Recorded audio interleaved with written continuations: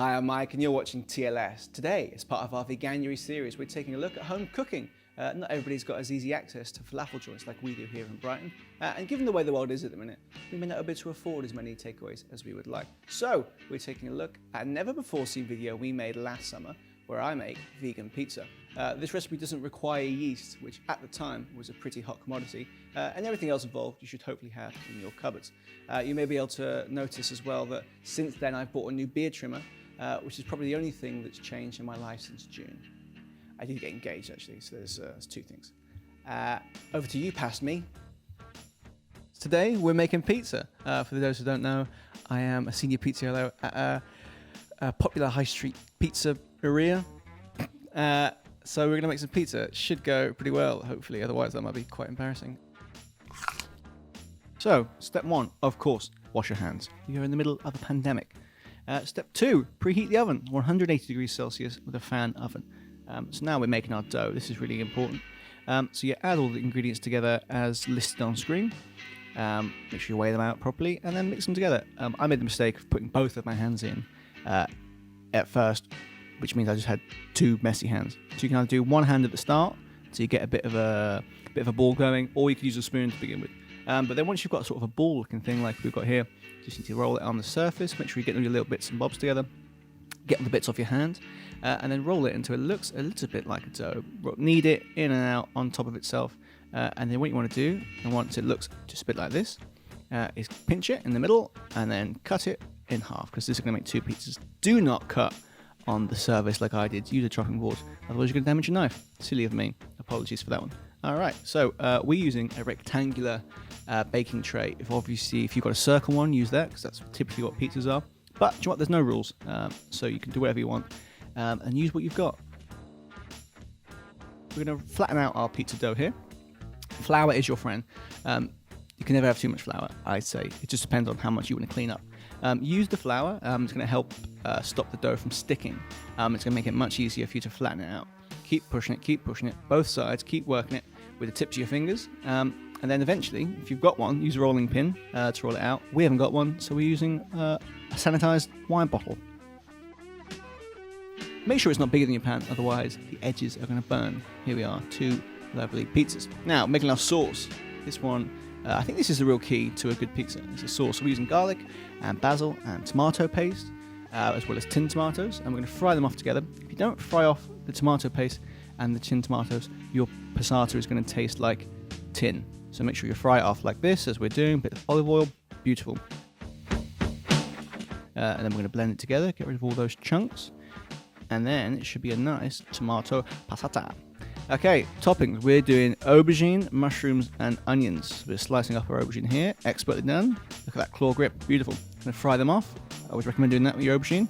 Fry them off before you put them on pizza. Mushrooms and onions don't have to do that. Now, the fun bit, sauce. Stick it in the middle like that and make little circles and spread it out all over your base. Don't go over the edge, because then you'll have no crust, which is sometimes the best bit. But get a nice even spread all over the top. If you keep it nice and even, it's going to cook nice and even. And that's a good rule for when you put the toppings on, and a good rule for when you're doing making your dough, making your base. Now, add your toppings. Obviously, this is completely up to you. As I said, we're using aubergine and mushrooms and onions, basil. Of course, this bit is totally up to you. Any vegetable, any vegan cheese alternative is going to be good. Totally depends on your preference. This is just the ones we're going for. We've made too much. You can see there that passata is never going to go on both those pizzas. But what you can do is stick it all together with some pasta and the leftover veg, and you've got a pomodoro pasta. Beautiful. So it's nothing goes to waste.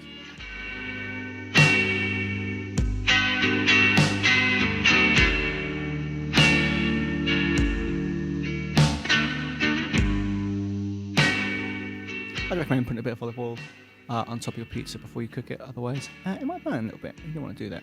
So once your pizzas have been put together nicely, and you've decided on, you're right, all the toppings, stick them in the oven for 15 minutes. What was the temperature? 180. 180 for 15 minutes. Fan.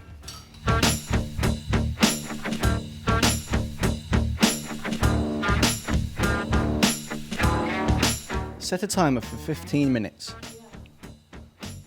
Your Timer is set for 15 minutes. There you go. And then in the meantime, pour yourself a glass of wine or limoncello. Wait for the end.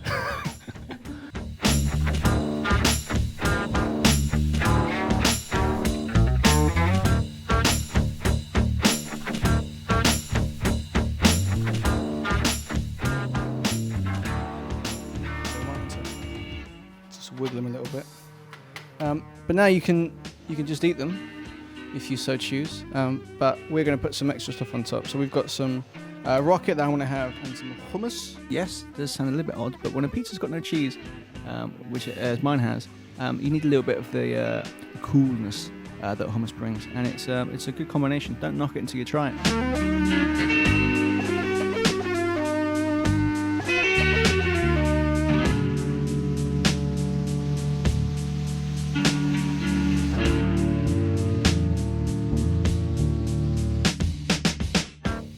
So we don't have a pizza slicer, which is probably ridiculous, isn't it, for a pizza chef? But a knife or some scissors work fine as well.